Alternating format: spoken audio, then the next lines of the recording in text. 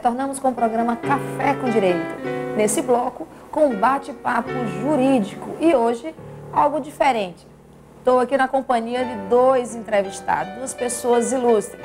De um lado, está o auditor da Receita Municipal de João Pessoa, Valdemar Albuquerque Aranha Neto. Ele que está exercendo atualmente o cargo de presidente do Conselho de Recursos Fiscais da Secretaria da Receita, que também é professor da pós-graduação do Ensino e Faculdades em João Pessoa.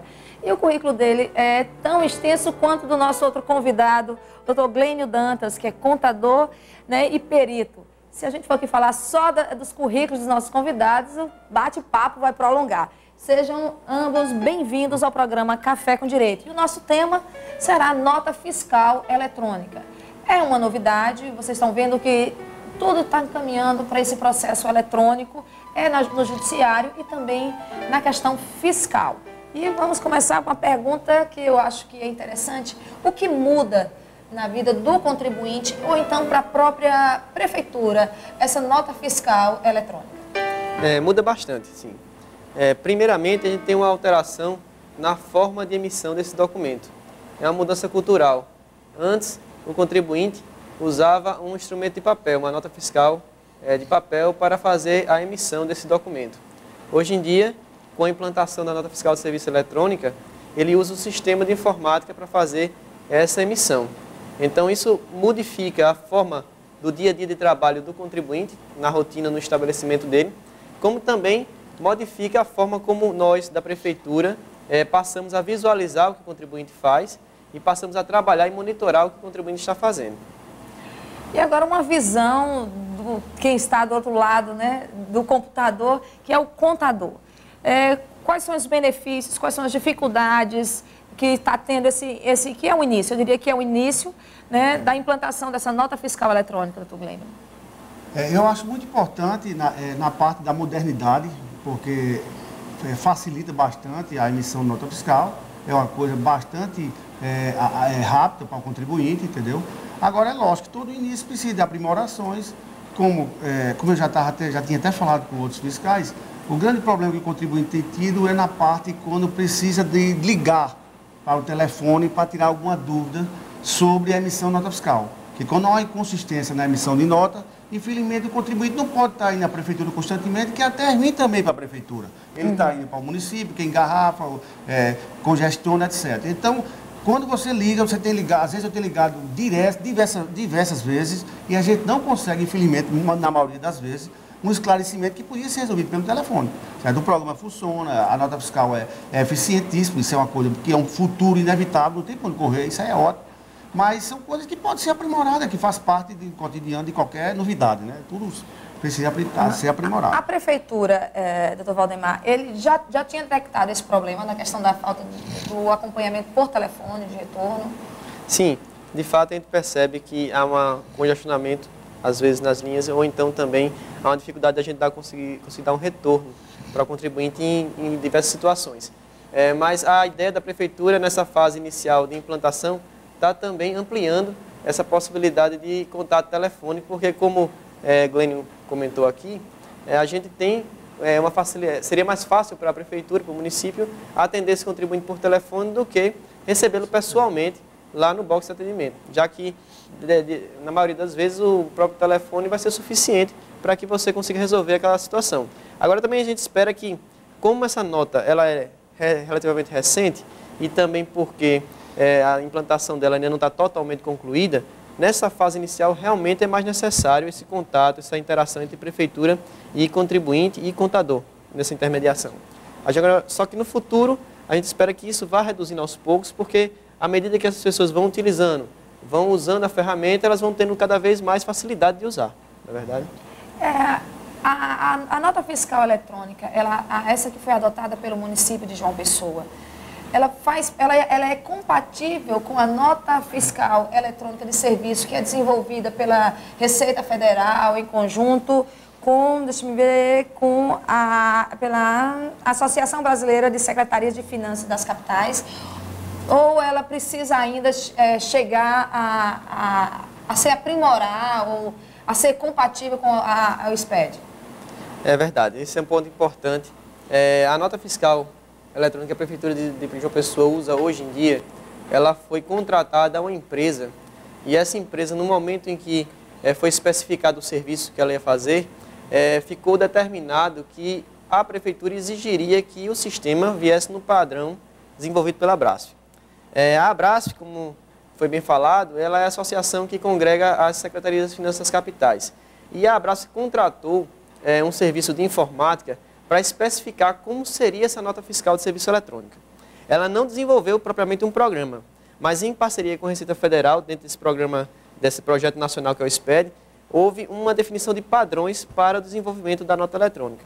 E a Prefeitura contratou o desenvolvimento já dentro desses padrões. Então, o programa que nós temos hoje aqui em João Pessoa, ele já está configurado, adaptado para o padrão nacional. Porém, o padrão nacional, ele tem requisitos mínimos de operação, mas que não esgotam todas as possibilidades. Daí porque a fase de implantação real dessa nota ainda não terminou, porque as especificidades que ocorrem em cada município, né, de acordo com cada legislação, de acordo com as situações peculiares de cada contribuinte, isso ainda está sendo adaptado, porque o padrão nacional, justamente por ser nacional, não iria contemplar todas as especificidades.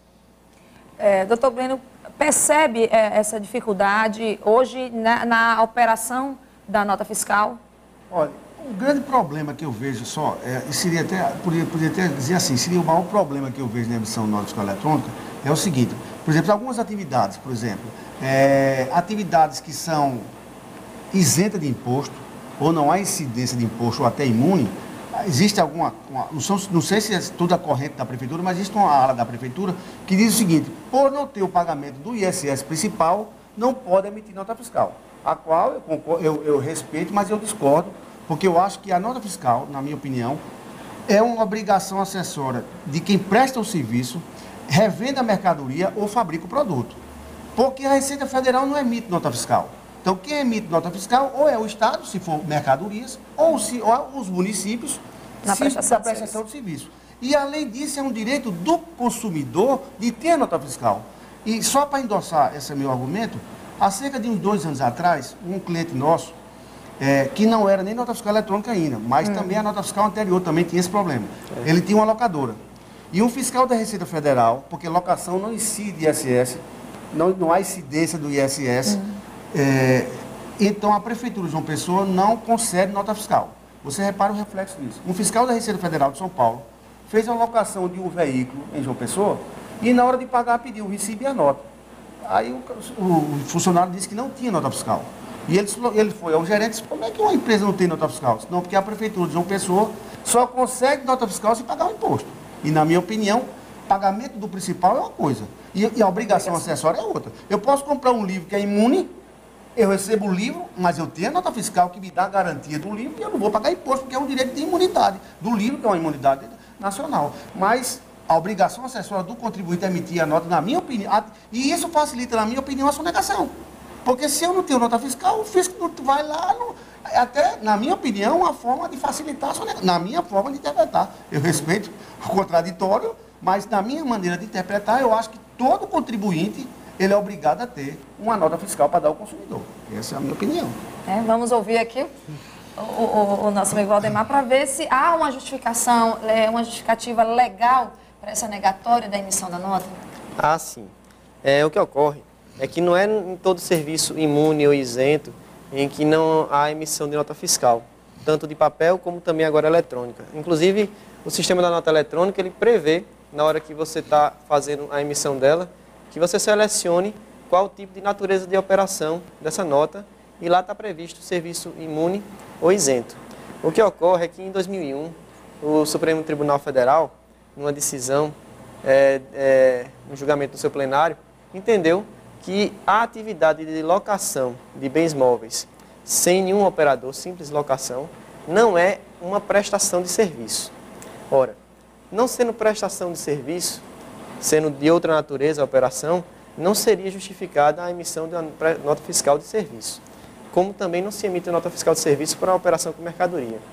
Então, depois dessa decisão do Supremo, em 2001, quando em 2003 foi editada a lei complementar que regulamenta o ISS em nível nacional, o presidente da República vetou o item da lista de serviços que traz o rol de serviços tributáveis pelo ISS, o item justamente que tratava da alocação de bens móveis e argumentando, no momento da razão de veto, que a justificativa era a decisão do Supremo Tribunal Federal de entender que aquela atividade não se constituía em prestação de serviço. E agora, mais recentemente, no ano passado, o Supremo editou uma súmula vinculante, a súmula número 31, também reconfirmando, consolidando essa tese. Então, especificamente para o caso de locação de bens móveis, como se entende, tanto a jurisprudência quanto a legislação entende que não é prestação de serviço, não se autoriza a emissão de nota fiscal de serviço. Tanto não se fazia isso no momento em que era o formulário de papel, quanto hoje, quando se trata de nota fiscal de serviço eletrônica. Mas para outras atividades, com isenção, por exemplo, ou com imunidade, em que há prestação de serviço, mas não há tributação, o contribuinte pode emitir a nota fiscal eletrônica sem que haja a cobrança do imposto naquele caso. E como fica aí nessa situação o contribuinte? Qual a resposta jurídica, né, e até contável para o contribuinte? Geralmente, o contribuinte que tem essa dificuldade, isso é muito corriqueiro lá na prefeitura, entra com a solicitação na prefeitura para que a prefeitura dê um parecer, um certificado, explicando qual é a razão dessa não autorização para a emissão de documento fiscal. Então, esse processo vai até o setor onde eu trabalho e é respondido, certo? Justamente com essas argumentações que eu expus aqui, para poder, para que ele possa mostrar para o seu tomador de serviço, para o seu cliente, que aquela emissão não é cabível naquela operação. A questão que eu acho mais primordial aí é que o contribuinte ele fica completamente desamparado na questão contributiva, porque ele não incide o ISS, mas ele vai ter, por exemplo, uma empresa do Simples, ele tem as outras obrigações. Receita Federal, ele tem Receita Federal, dos impostos. E qual é a resposta que o Estado, eu digo Estado, a União, dá para esse contribuinte? Que ele não declare? Não declare. Denota, qual é o documento legal que justificaria essa atividade, que não seria o documento serviço. Legal, no caso, é um recibo. Da mesma forma que um profissional autônomo que presta serviço tributável pelo ISS, ele não emite documento fiscal porque não há autorização legal para a emissão, ele emite um recibo a partir do honorário que ele vai cobrar, ou então de uma pessoa que aluga imóveis, por exemplo, ele quando recebe o valor do aluguel, ele emite um recibo desse pagamento e essa operação ela é tributável pelo imposto de renda, por exemplo. Da mesma forma, uma pessoa que aluga veículos ou então aluga qualquer tipo de bem imóvel, ele vai emitir um recibo, porque para o entendimento da jurisprudência consolidada hoje no país, o aluguel de um carro tem a mesma natureza do aluguel de um quarto ou de um apartamento. Então, o documento que vai dar cobertura àquela operação é um recibo do pagamento que você recebeu e não o documento fiscal. Então, nesse caso, a tomadora do serviço, ele tem que aceitar, receber o recibo dessa forma.